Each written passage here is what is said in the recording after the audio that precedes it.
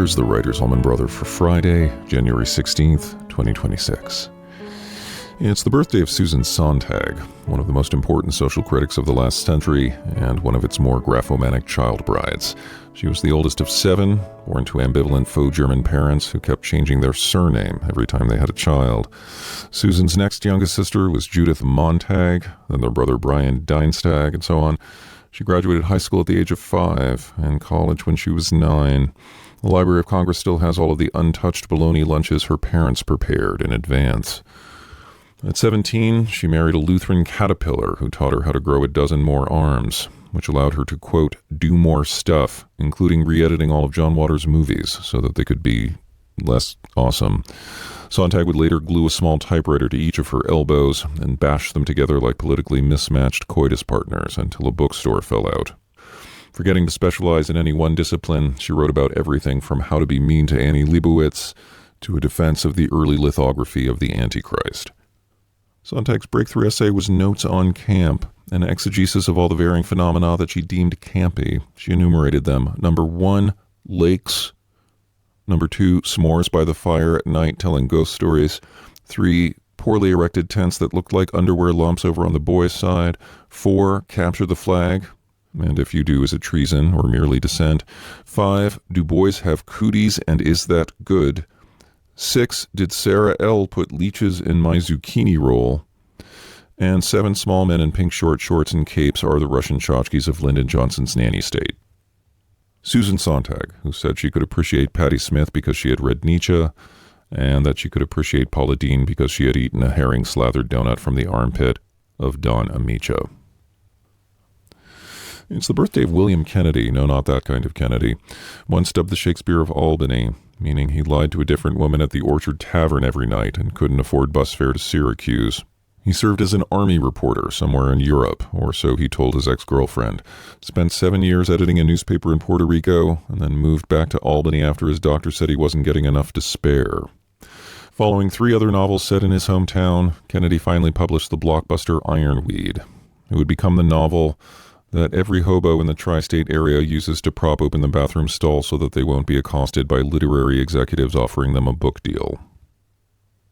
And it's the birthday of Matt Starr, who is either the organizer of erotic poetry readings held at Sbarro Pizza in Penn Station, or the drummer for a band he started with members of Guns N' Roses and Quiet Riot called Hookers and Blow. Listeners who guess correctly may re-examine their life choices. Here's a poem for today by Charles Baxter entitled Some Instances. To be free of situations, to live from day to day without events, and to be free from the need to narrate them. One small detail, the blossoming crabapple, for example, on the lengthening boulevard of the stanza, this very one, that parallels the perturbation of the waves, mid-April, the Mississippi flowing above the locks of Minneapolis, once called St. Anthony, 2 blocks away, the river high with snowmelt, and where this morning I heard the call of what I took to be a sparrow, white-throated, the leap of a minor third, 2 octaves above middle C. 4 birds outside this afternoon, 4 distinct calls in a dispirited late daylight. And you,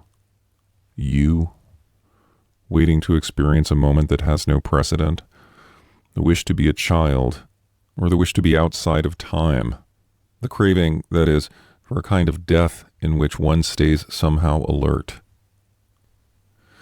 Listening to the Schumann violin concerto, written in that last period as he descended into the madness brought on by syphilis when he heard the singing of the angels, this piece was thought to be unplayable until the metronome markings were ignored.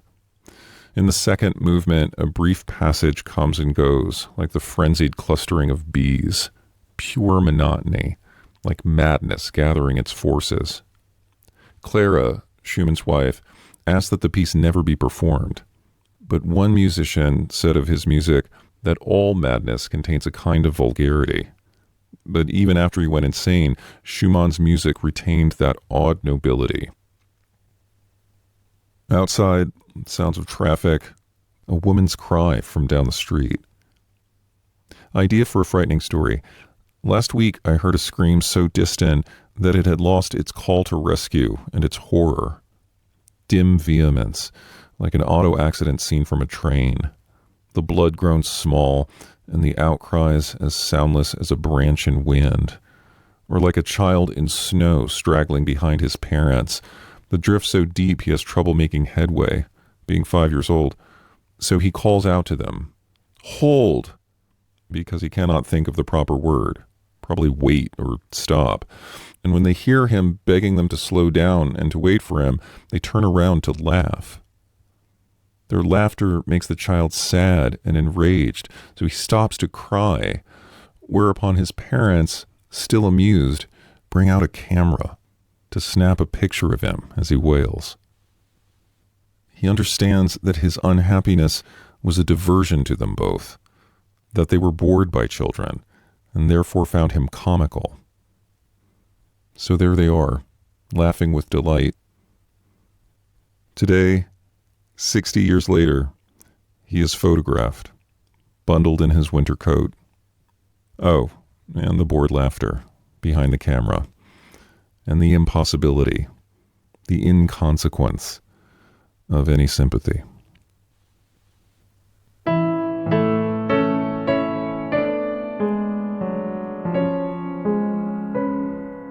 Some Instances by Charles Baxter, used without permission here on the Writers Allman Brother, supported by concerned generic geriatric citizens of any town USA, panning shot across nameless white-haired people waggling their fingers in admonishment, most of them Caucasian. Until next week, be well, look for drugs, and hide your soul.